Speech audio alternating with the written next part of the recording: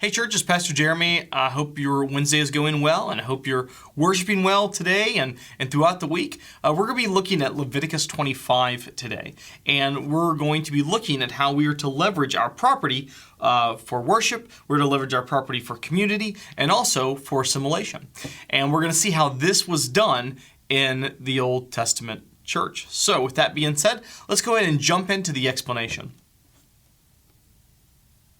Leviticus 25, 18 through 29 reads, "Follow my decrees and be careful to obey my laws, and you will live safely in the land.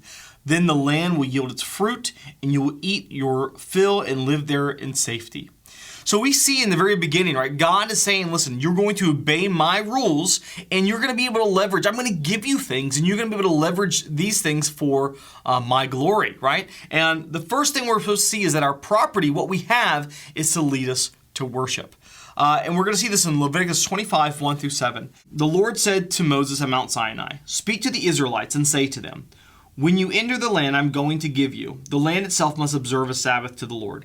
For 6 years sow your fields, and for 6 years prune your vineyards, and gather their crops. But in the 7th year, the land is to have a year of Sabbath rest, a Sabbath to the Lord. Do not sow your fields or prune your vineyards. Do not reap what grows of itself, harvest the grapes of your untended vines. The land is to have a year of rest.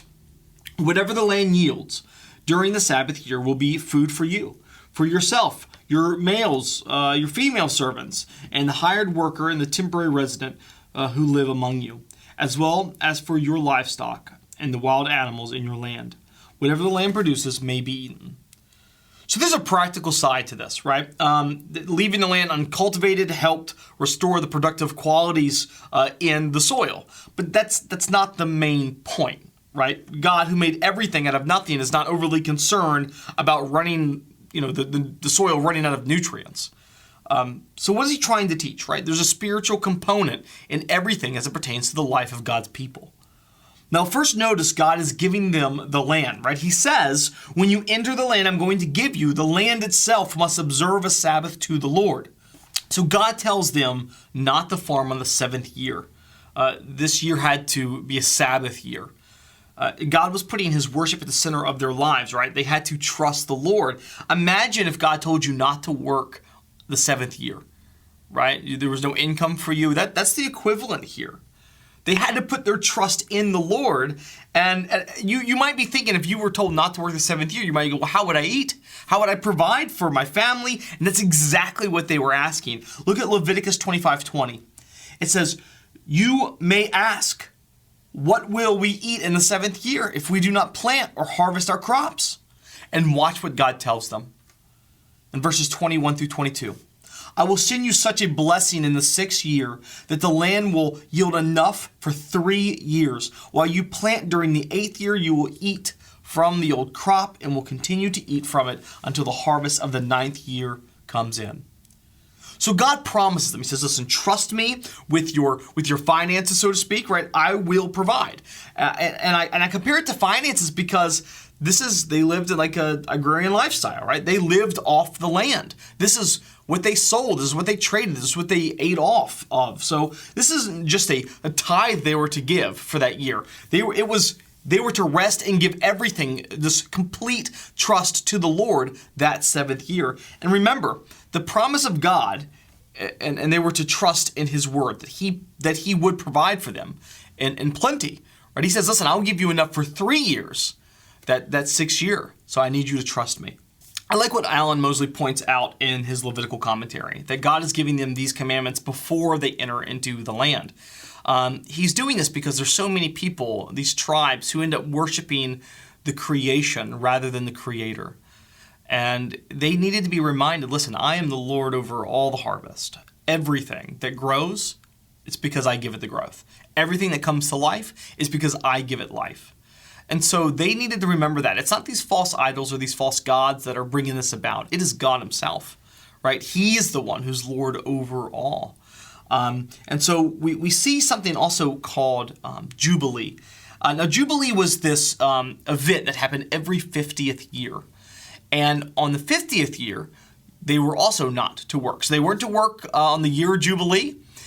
So you can imagine, if you're a math person, if you're to Sabbath every 7 years, on the 7th Sabbath, or the 7th year, or the 49th year, you were not to work, but you also weren't to work the 50th year, what's called Jubilee.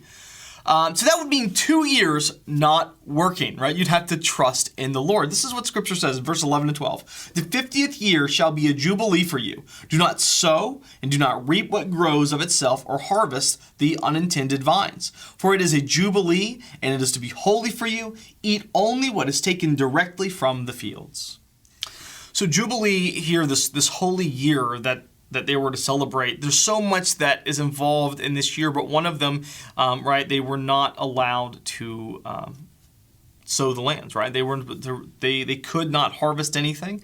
But also something that's really interesting in this land is if my neighbor, my brother, experienced bad times at some point, and he was losing his land because of poverty, what I was supposed to do was I was supposed to buy the land from him, and on that year of Jubilee, I was to return the land to his family. So that property was not mine forever. And that's what we're going to see this next part, how property not only encouraged worship, but also how our property was to show community.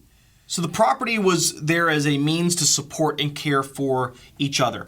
We see this in verse 13. In this year of Jubilee, everyone is to return to their own property. This is what I was just mentioning, right? If property had been confiscated by maybe a wealthier family because he was able to provide for the land, and maybe some smaller farmers could not, he was to return that land back to those farmers every 50th year. Verse 17 says, "Do not take advantage of each other, but fear your God. I am the Lord your God." So again, he's saying, don't take advantage of someone else's economic status. You have a responsibility to leverage your property for their benefit. And we're going to talk more about that in just a second. In verses 23 through 24, it says, "The land must not be sold permanently, because the land is mine, and you reside in my land as foreigners and strangers. Throughout the land that you hold as a possession, you must provide for the redemption of the land." So land purchases, this is so interesting, was not a transfer in ownership because they didn't own the land to begin with, right? God owned the land. And they were simply just the new governor, if you will, of the land. And they only had rights to produce a certain amount of harvests on it. So if I acquired new land, I was just the governor for a season, and I was to return it back on the year of Jubilee. Why? Because I wasn't to take advantage of that downturn they experienced, and because I didn't actually own the land. It was given to me as a gift from God. And so, right, the down times was not a time to exploit.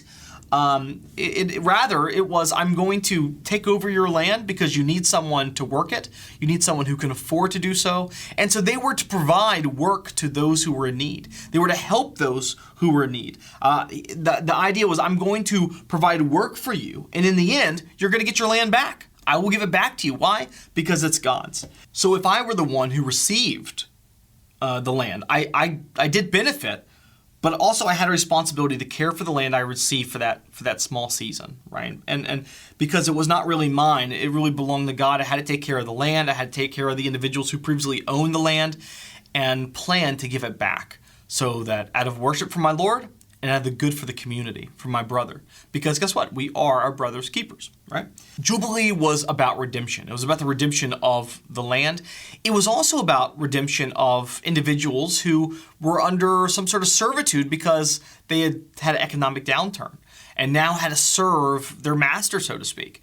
And so that Jubilee year, they got their property back, they got their freedom back, and it was, again, about redemption. People were released from their debts, right? This was really a kind of that idea when we say, I forgive because I've been forgiven. That was the mindset, that year of Jubilee. I'm going to give back to you because I've been given much. I'm going to release you from your debts because I've been released from my debts. Look at Leviticus 25:35 with me. "If your brother becomes poor and cannot maintain himself with you, you shall support him as though he were a stranger and a sojourner, and he shall live with you." Right? There's this idea, again, we see it, we're to maintain and support our brothers and sisters during tough times, through these economic times. So we're to leverage our property, what God has given us, for the support and care for others. You actually see in verses that come right after this, right? You're not to take any interest or make a profit off of those who are economically struggling. Why? Because he's your brother, and your God has told you not to, out of a worship for him. Verses 39 through 40 says, if your brother becomes poor beside you and sells himself to you, you shall not make him serve as a slave. But he shall be with you as a hired worker and a sojourner. He shall serve with you until the year of Jubilee. So property was there to leverage our worship for the Lord, but also to love your brother as yourself. We see again in verse 18 of Leviticus 19, you shall not take vengeance or bear a grudge against the sons of your own people, but you shall love your neighbor as yourself. I am the Lord. And listen, love is not just measured in words, it's measured in actions. The idea was if I'm going to love my neighbor, I'm going to do whatever I can to support them and care for them. If it means giving up and sacrificing, well, then that's what I do. And so that's what we see these people doing here, right? They're using their property to leverage for their family, for their community, for that biblical group of people that were God's sons and daughters, right? I've been given this land, so who am I to hoard it and hold on to it? Rather, I'm going to help my neighbor. And through that, the world can see the God I worship. So a couple things that I want us to look at, review, that we've talked about, right? They were, in this year of Jubilee, they were able to lend money, but with no interest. They were to sell food, but with no profit. God's people were using their possessions to bless one another, right? Now to the conversation of slavery. There are really two classes of slavery. We see Hebrews and Gentiles in Leviticus 25. We can really look at the slavery of fellow Israelites really as a form of property to increase community. I know that seems weird, but if you remember, they really weren't supposed to take fellow Israelites as slaves. They're supposed to be these servants, right, working within the community. So they couldn't actually own a fellow Hebrew. It was agreed on both parties that they would work for each other, and it was to help them out of the misfortune. So, and again, on the seventh year, right, they were freed and given back to their land. Now, for the slavery of Gentiles, we see slavery that kind of looks maybe at first sight like our own history. And this is where we get to property and assimilation.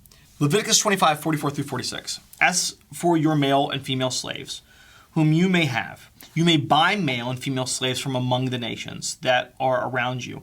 You may also buy from among the strangers who sojourn with you, and their clans that are with you. You have been born in your land, and they may be your property. You may bequeath them to your sons after you to inherit as possession forever.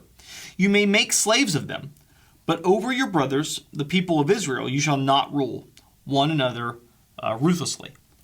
So when we hear that, that makes us feel a little bit uneasy, right? This idea of the Gentiles who are around them, they could, they could participate in slavery. They could buy these slaves and have them forever.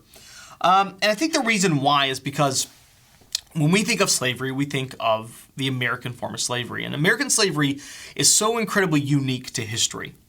I say that because it was based purely on ethnicity. And you might go, well, it sounds like this is too. But it's not. It's not as if the Gentiles had to be slaves because they were Gentiles. These are people who were already in slavery. And so they could buy them as part of their home unit to work and serve there. But they weren't slaves because of their ethnicity. American slavery, that's what you have. It's based off someone's ethnicity. If they were from African descent, they must be slaves. And not only that, but your descendants were slaves. They had no option. They were bound to slavery for the rest of their life. Also in American slavery, it was illegal to educate your slaves. It was okay to beat your slaves. They were seen in American slavery. That slaves were subhuman, and that's not what we see here, right? They're not treated as inferior. Exodus 21, I encourage you to go read it, gives rules for slaves. What's interesting is that it says that slaves could not be victims of abuse or injustice, right? If you abused your slave, they were set free. If you murdered your slave, you were killed. Why? Because they weren't subhuman. They were they were just like you, right? They were a person. They had personhood. They were made in the image and likeness of God, and you couldn't abuse them or murder them, just like you couldn't do that with anybody. What you see is that slaves in biblical times in the community of Israel, they were offered the same, they were under the same law. Their marriages couldn't be split up. It wasn't race-based. It was contractual, and it was based on circumstance and economics, and not based on race. They were tasked, those who bought slaves, to take care of the slaves. In fact, they were held responsible for the slaves. And this is what I think was most interesting. They were to teach them the law. They were to teach them about God. They were to teach them about who God was, about the atonement, about the sacrificial system. They were to teach them the word of the Lord. Now, I mention all of this because the system they were leaving, because when Israelites were buying slaves, they were buying slaves from other nations, other communities outside of themselves.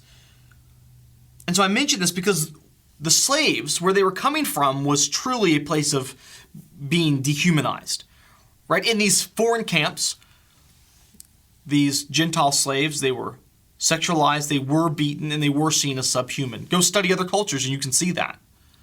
Once they were brought into the camp of Israel, they were respected. And when our mind hears slaves, we naturally think subhuman, but that's not how they were to view these people. When they were brought into the camp of Israel, right, they were to be treated with compassion. They were to be treated with respect. They were commanded, right? They taught them the ways of the Lord. And I can't stress that enough, because they learned about their sin. They learned about God's grace. They learned about the need for atonement. So the two classes I mentioned earlier, Hebrews and Gentiles, it wasn't about inferiority. The two types of slavery pointed to something greater. So the Israelites, who had been slaves in Egypt, their slavery ended on the 7th year, right? Every Sabbath year, or on Jubilee, the 50th year.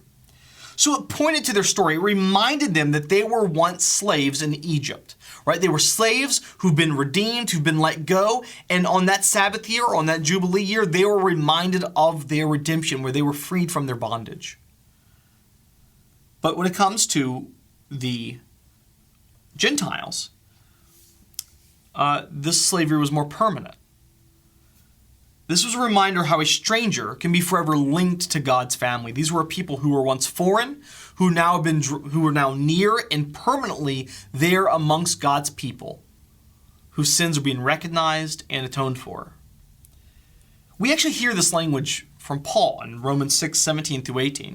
It says, "But thanks be to God that you, who were once slaves of sin, have become obedient from the heart to the standard of teaching to which you were committed, and having been set free from sin, and have become slaves of righteousness." In Romans 6, Paul talks a lot about being once a slave of sin to now a slave of righteousness, this permanent slave to Jesus. The Gentiles who were brought in and assimilated amongst God's people, that represents us, right? Those people who were a slave to sin and only knew sin are now brought in, and now we can see, because we are part of God's people. We now see the atonement. We now are with and dwell with the Lord. So how does this apply to you? All of this? Well, I'm going to kick it over to Will to give a little bit more application. But before we do that, we're going to spend some time in prayer. In a minute, you're going to see some prompts come up on the screen. I'm going to ask that you take 15 to 20 seconds and just spend some time quietly lifting these things up to the Lord. Church, we do need your prayer, and I ask that you just spend some time in reflection and take these things to the throne of grace.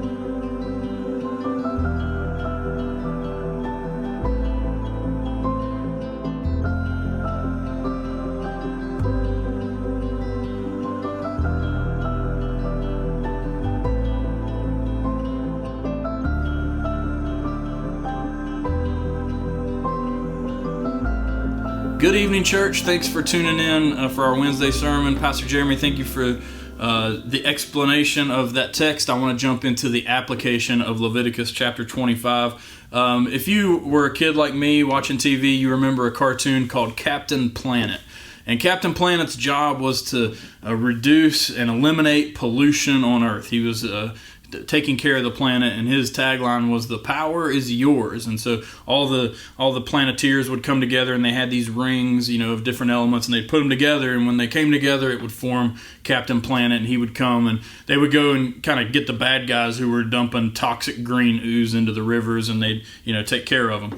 And so one thing we see in Leviticus 25 is an exhortation from God to His people to care for the earth, to care for the land, and so there's some implications for this as a Christian. I think it's important for us to find a good balance, that we don't worship the earth, we don't worship land, and we don't worship creation, but rather we care for it. And so we need to have a healthy understanding of this. And so the first thing I just want you to note and understand from Leviticus 25 is there is a call to care for creation. We care for creation. Now, I don't want to sound too hippie in all of this, but the earth needs us. The earth needs us to care for it. In Genesis chapter 2, verse 15, it says, "The Lord God took the man, Adam, and put him in the Garden of Eden to work it and keep it."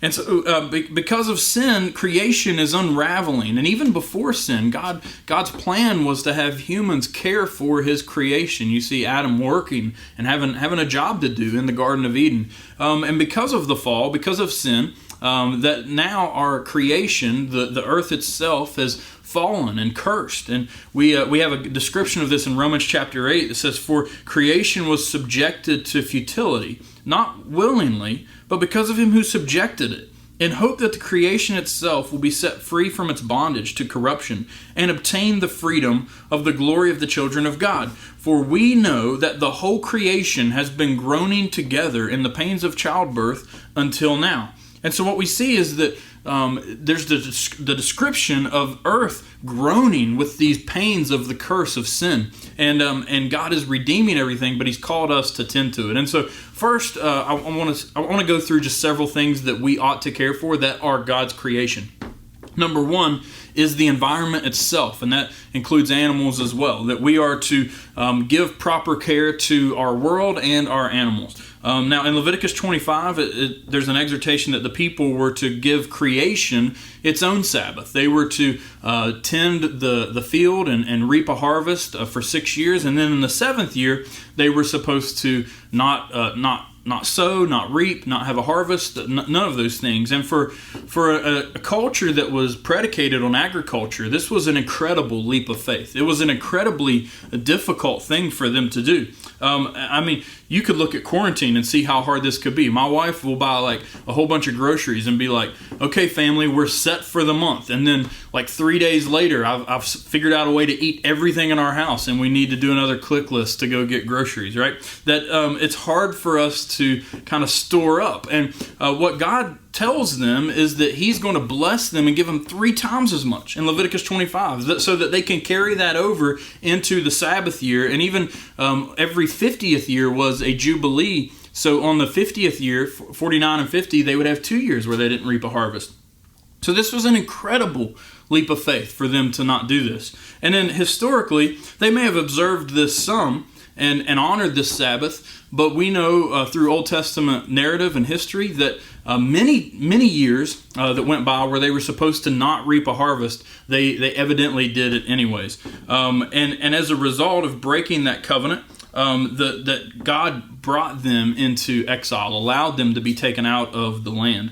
2 Chronicles 36, 20 and 21 says, "He took into exile in Babylon those who had escaped from the sword, and they became servants to him and to his sons until the establishment of the kingdom of Persia, to fulfill the word of the Lord by the mouth of Jeremiah, until the land had enjoyed its Sabbaths. All the day that it lay desolate, it kept Sabbath to fulfill 70 years. Now, we'll have more on this on Sunday. I'll explain a little bit more about this prophecy of Sabbaths that were recognized while the people were out of the land. But the main idea here is that because they didn't give the land its Sabbath, that God took them, exiled them out of the land, and then the land did get its Sabbath. And then the second thing that we're to care for that we see in Leviticus 25 is people.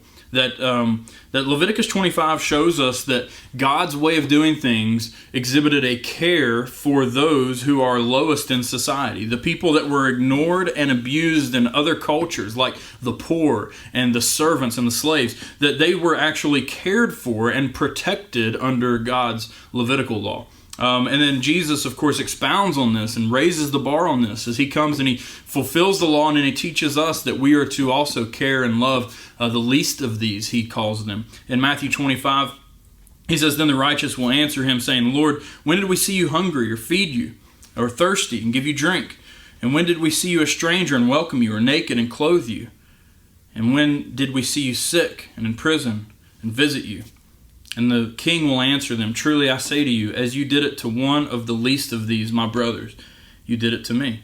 And so we are to do good to everyone, the Bible says, and especially to those in the household of faith. So that we are to care for those who are needy, who are oppressed, who have been robbed of justice. The church of God are the people who are supposed to come to them in care and in justice and mercy and love, because God cares highly for those things. The third thing that we are to care for are our possessions, the things that have been given into our care that God has made us stewards of. The big idea of Leviticus 25 is frankly just good stewardship, that God is saying, hey, I'm blessing you with this land, I'm blessing you with this prosperity, I'm blessing you with all these things. Now you need to take good care of the things that I'm blessing you with. My son Tava recently got this giant Hot Wheels track as a gift, and it was kind of built up like it was this giant tower, and it was like as tall as he was, and it was really cool, and he was so excited for it. And within about 2 weeks, he had played so roughly with that thing that it was completely demolished. I kept repairing it and putting it back together, and his brothers were helping him put it together, but he was playing so rough with this thing and just being reckless and careless that it was just done. It was broken to the point that it could not be fixed anymore, and we had to throw it away. And the principle that we see there is that when a gift is given, you ought to care for the gift out of love and respect for the one who gave it to you. That when God gives us things, we can't be reckless and careless with them under the guise of, well, it's mine, I can do with it what I want. No, we have to respect what's been given to us. And so we take good care of our possessions without worshiping our possessions. We strike that balance, Christians. A good example of this is your vehicle, right? You shouldn't worship your vehicle. I've known some guys who worship their trucks, right? They buy every attachment and upgrade, and they just obsess over it, and they maybe overcompensate a little bit with their truck. But then maybe it's just a little bit too high of a priority for them. Some of you are the opposite, right? Like when I go to get in a vehicle with some of you guys, you have to get like a bucket to clear out everything out of the shotgun seat, right? And so it's in your best interest to care for the things that you have. So maybe you need to clean out your car and get the oil changed and take care of it every now and then. But if you're worshiping your car, that's not healthy. And so this balance is good for a Christian, that we love and care for the gifts that God has given us, the things that He has placed in our possessions and in our lives. Those are good things, but we don't worship those things. And for the Israelites, when Leviticus 25 was written, this was a time where they were in the wilderness, and the people of Canaanites, were in the land that was originally given to Israel. And these Canaanites worshipped false gods, and they personified the things that they loved, the possessions or the things that they had. They personified those, and they made false gods out of them. For fertility, which they wanted to be able to have children, they created a false god of Baal, who was the god of fertility. For the grain harvest, they created a false god named Dagon. For the rivers that provided them with sustenance and water and fish and those things, they created a false god named Nahar. The point of this is they took the things that they loved, that was given to them by grace, and they made them gods, a plurality of gods that was not meant to be worshipped. And we might not be any different. We might not have these false made-up creatures that we make statues to, but we worship a god named dollar. We worship a god named popularity. We worship a God named power. We worship a God named comfort. We worship a God named family. We worship these things, and we place way too high of a priority on them, and we make them come before the one true God. And so we care for creation, but the second application tonight is this, is that we worship the Creator. We want to give good care to all the creation that we have access to, but we reserve worship for the Creator alone. Only the Creator is worthy of worship. James 1:16 says, "Do not be deceived, my beloved brothers. Every good and perfect gift is from above, coming down from the Father of lights, with whom there is no variation or shadow due to change." And, it's interesting that these two verses about gifts coming from God begin with the exhortation to not be deceived. Because our gifts, our possessions, the things in our life, they have a way of doing that, don't they? They have a way of deceiving us to the point that we begin to think that they are all sufficient, that they are all in all, that they are all that we need. And that's one of the great things that's come of the pandemic, is that so many of our idols have been crushed. And so we can turn our eyes to God and see that He is the only one who is sufficient. He is all that we need. And so we worship not the gifts, but we worship the giver. And so allegiance to creation is just straight foolishness. Don't be pledging your allegiance to creation, but rather pledge your allegiance to the Creator. And out of love for God, who has created you in love and saved you in love, let that be an outflow into your life, that then you become a good caretaker of our environment, a good caretaker of animals, a good caretaker of other people in society, and a good caretaker of the possessions and the things that you have in your life. So church, be blessed, take care of these things, and use them as tools to uplift and give praise to the name of Jesus.